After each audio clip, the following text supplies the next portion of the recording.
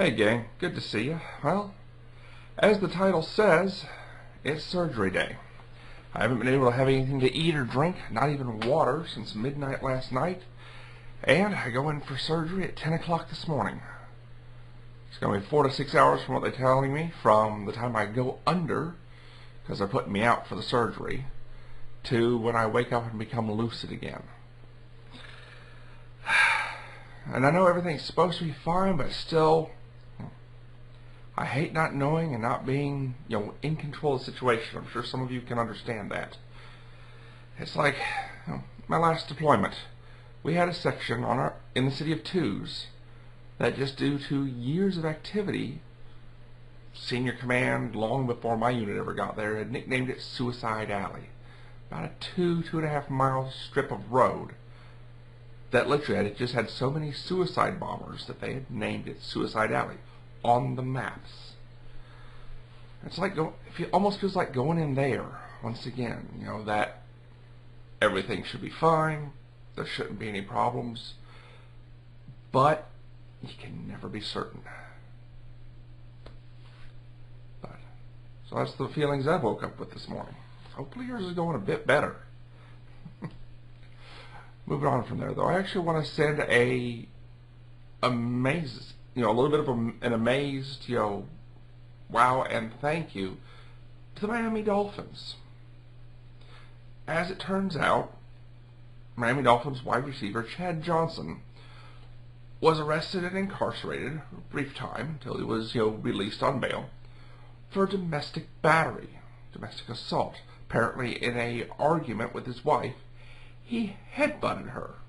Just getting in an argument and headbutt her hard enough to lacerate or split open the skin on her forehead. He was obviously, picked up and jailed, and in what personally I find an amazing and great move, especially considering he's been their best performing wide receiver at training camp. The day he was released, he gets out of jail and gets notice that the Miami Dolphins no longer need your services. You've been cut. Thank you. And a lot of people oh, what are you doing? He's your best wide receiver. Yes, but I don't know if it's why they did it, but personally, I've been grumpy with this for years. You'll see these professional athletes do things the rest of us would go to jail for years for. And some of them go to jail. Some don't. And then get right back into their $1 million a year careers. No impact, no real issue. Especially for those that don't go to jail, it's like, whatever, no biggie. These professional athletes are who our children look to. They are the gladiators, the heroes that a lot of kids see. They're the faces. And they're who they idolize to be. So saying this would have been okay? How many more instances would that have spawned because, well, Chad did it. It must be cool. I'm going to beat up my sister or, thump around my girlfriend. We don't know. So, Miami Dolphins, thank you. Very classy move and very appreciated.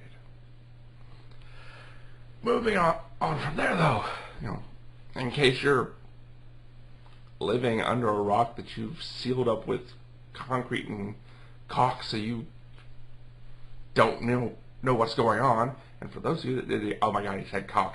It's a sealant used in housing construction, okay? Thank you. We took the highest medal count in the Olympics. We beat the snot out of even China, which in itself is a great achievement, because if you don't know, China has a ingrained, they're a communist nation, training program where they will literally take kids that show promise at the age of 6, and they will live, grow, be educated and trained in these facilities until they are no longer competitive. China has hospitals that specialize in doping, and every Olympics has at least one team or player ejected for cheating.